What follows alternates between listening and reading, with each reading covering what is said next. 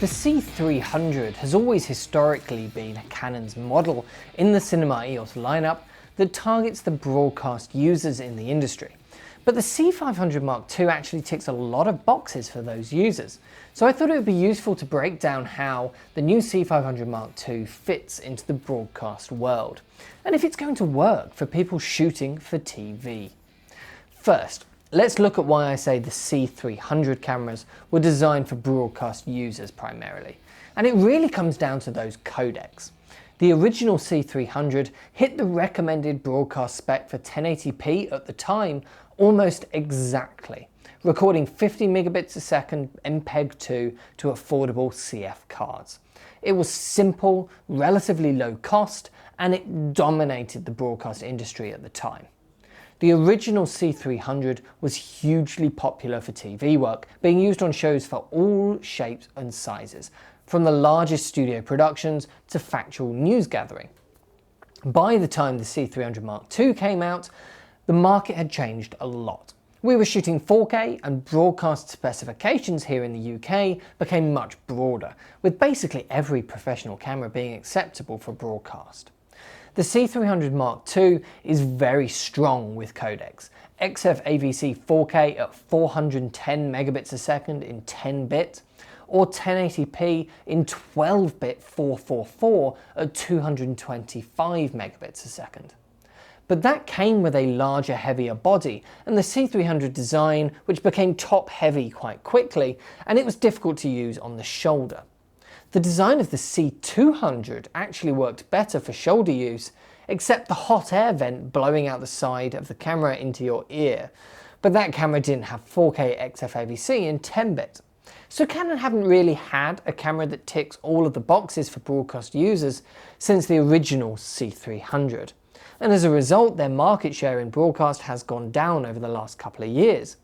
Which is a shame, as they've actually had some features which really benefit broadcast users. For example, their colours look great without much work in post, and autofocus is incredibly useful for fast-paced work and piece to cameras.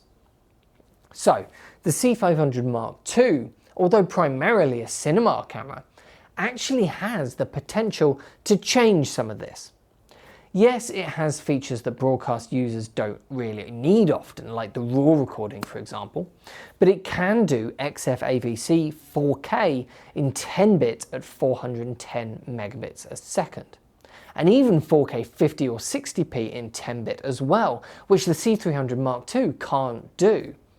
It's missing the 12-bit 1080p codec from the C500 Mark II, unfortunately. That would have been a really nice inclusion, but you do get 10-bit 422 at 160 megabits a second for 1080p. Plus, the design of the camera is potentially the best we've ever seen from Canon for broadcast use. The new modular design means the camera can be small and lightweight like the C200 when needed, or you can add this production module to make the camera longer and more balanced on the shoulder, use bigger V-Lock batteries, have more XLR inputs and Genlock timecode as well. The air vents have also swapped sides from the C200, so now it draws cold air past your face and hot air the other side of the camera.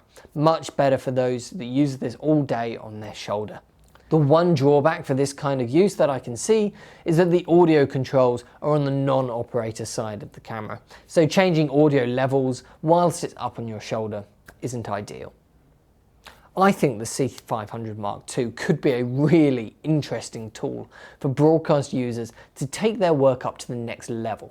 You can move up to that full frame aesthetic while still keeping everything in focus easily because of the dual pixel autofocus, which is easy to control. It works better on your shoulder than previous Canon cameras, and it has a solid 4K XF-AVC codec, which will be easy for post-production in broadcast to work with quickly.